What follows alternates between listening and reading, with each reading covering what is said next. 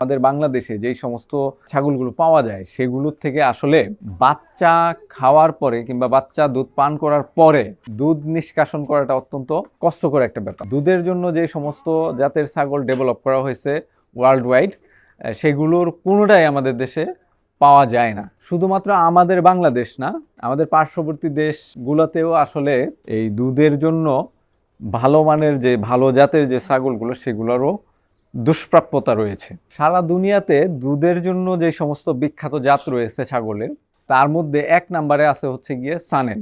এরপরে রয়েছে টুগেনবার্গ, alpine, নুভিয়ান, Nigerian dwarf ইত্যাদি ইত্যাদি অনেকগুলো জনপ্রিয় দুধের জাতগুলো রয়েছে, যেগুলোর কোনোটাই আমাদের বাংলাদেশে অ্যাভেলেবেল না।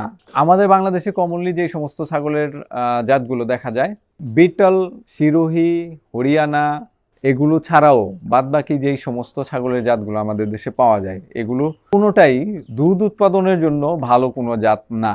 আবার এই সমস্ত জাতগুলো একদম পিওর ফর্মে আমাদের দেশে পাওয়া যায় না বললেই চলে।